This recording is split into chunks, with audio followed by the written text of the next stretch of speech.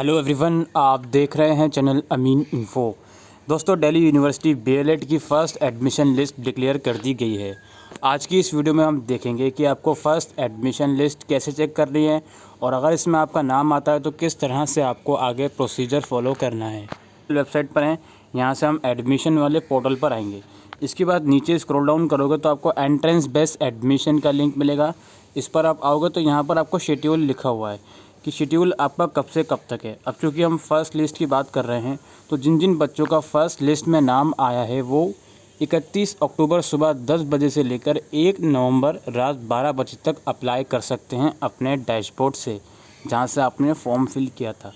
इसके बाद कॉलेज वाले आपका जो एडमिशन है वो अप्रूव करेंगे 1 नवंबर शाम 5 बजे तक, ठीक है। और जो आपकी फ़र्स्ट अलॉटमेंट लिस्ट की जो पेमेंट होगी वो 3 नवंबर रात 12 बजे तक हो सकती है। तो ये मैंने आपको फ़र्स्ट लिस्ट का शेड्यूल बता दिया है। अब बीएलएड की लिस्ट चेक करने के लिए आपको इसी पेज पर नीचे स्क्रॉल डाउन करना है। यहाँ पर आप सबसे लास्ट में देखोगे बीएलएड वाला ऑप्शन है। इस ऑप्शन पर आप आओगे तो सबसे ऊपर आपको फ़र्स्ट एडमिशन लिस्ट का एक लिंक नज़र आएगा, जो कि आपकी पहली एडमिशन लिस्ट है कि किस बच्चे को कौन सा कॉलेज अलॉट हुआ है। आपका फॉर्म नंबर, रोल नंबर, नाम, रैंक यहाँ पर लिखी हुई है और जो कॉलेज आपको अलॉट हुआ है और जो कैटेगरी आपकी है वो यहाँ पर लिखी हुई है। तो इस लिस्ट को आप केयरफुली चेक कर लेंगे। इस लिस्ट को चेक करने के बाद यदि आपका फ़र्स्ट लिस्ट में नाम आता है तो आपको क्या प्रोसीजर फॉलो करना है। और मैं आपको ये भी चीज़ क्लियर कर दूंगा कि अगर आप अपने अलॉटेड इंस्टीट्यूट से सेटिस्फाइड नहीं हो तब आपको क्या करना है, और सेटिस्फाइड हो तब आपको क्या करना है, ठीक है। तो दूसरे नंबर पर, पहले तीसरे नंबर पर हम देख लेते हैं। एक रैंक लिस्ट है तीसरे नंबर पर, यानी कि इसमें रैंक वाइज लिस्ट है कि किस बच्चे की क्या रैंक आई है on the basis of entrance marks, category wise rank क्या है, ओवरऑल रैंक क्या है, अनरिजर्व कैटेगरी, अनरिजर्व वाइज, ठीक है। तो ये आप रैंक लिस्ट भी चेक कर सकते हो। अब जो हम बात कर रहे थे वो स्टेप बाय स्टेप गाइडलाइंस की थी, इसको मैं डाउनलोड कर लेता हूँ।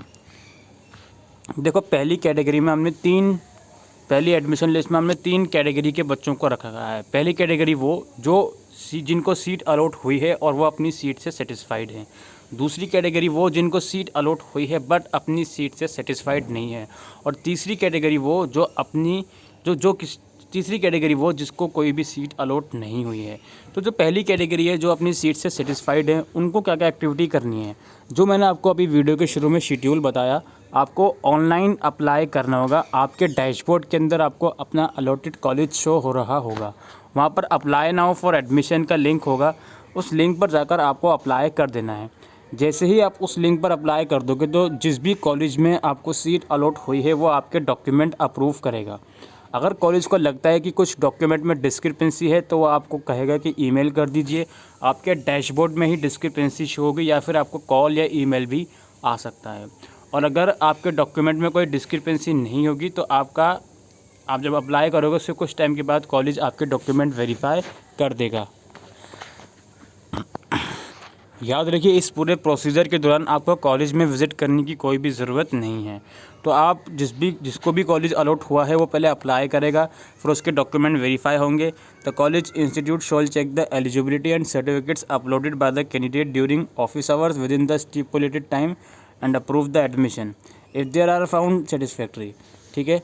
तो आपका डॉक्यूमेंट वेरीफाई करे जाएंगे। उसके बाद on receiving approval for admission by the principal applicant is required to submit the college fee, यानी कि जैसे ही आपके डॉक्यूमेंट वेरीफाई हो जाएंगे आपके डैशबोर्ड के अंदर पेमेंट का लिंक आ जाएगा फ़ीस का।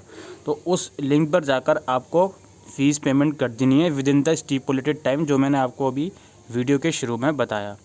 अगर आप फ़ीस पे नहीं करते हो, failure to pay the fee shall lead to cancellation of allotted seat, आपको सीट कैंसिल कर दी जाएगी अगर आप fees pay within the stipulated time नहीं कर पाते हो।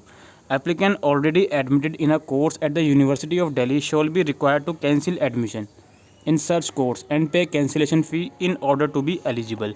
ऐसे बच्चे जो यूजी मेरिट बेस के किसी कोर्स में एडमिशन ले चुके हैं, अब उनका नाम बीएलएड में आ चुका है, तो जब उनकी सीट अप्रूव होगी, जब वो पेमेंट के लिए जाएंगे तो उससे पहले उनको अपना एग्जिस्टिंग एडमिशन 1000 रुपये की फ़ीस देके कैंसिल करना पड़ेगा। उसके बाद जो पहले उनका एडमिशन हुआ है वो वाली फ़ीस और अब जो उनको बीएलएड के लिए फ़ीस करनी है वो एडजस्ट कर ली जाएगी। अगर वाली फ़ीस ज़्यादा होगी तो जितना बैलेंस आपका बचा है वो रिफ़ंड आ जाएगा। अगर वो फ़ीस कम होगी जो आपने पहले एडमिशन लिया है तो जितना बैलेंस फिगर है वो आपको पे करना पड़ेगा।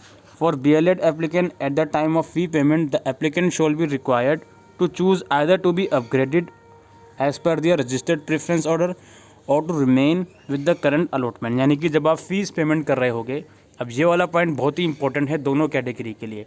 पहली कैटेगरी जो अपनी सीट से सेटिस्फाइड है, तो जब वो फीस पे करेंगे तो एक अपग्रेडेशन का ऑप्शन आएगा, उसको उनको चूज़ नहीं करना, अपनी सीट को रिटेन कर लेना है।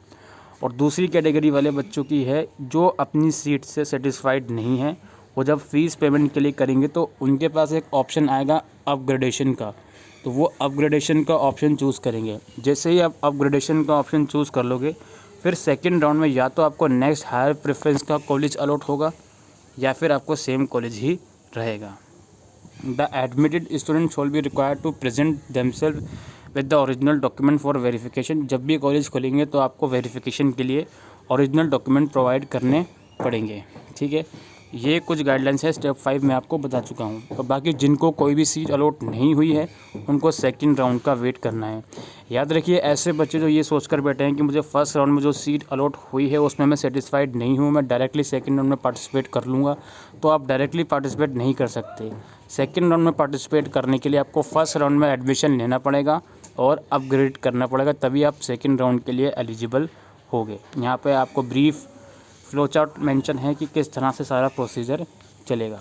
ठीक है जी, तो एडमिशन पोर्टल का लिंक डिस्क्रिप्शन में है, वहाँ पे जाकर आप लोग अप्लाई कर सकते हो अगर आपका किसी कोर्स में किसी कॉलेज में नाम अलॉट हुआ है तो इसी के साथ आज के लिए वीडियो में इतना ही। Thank you.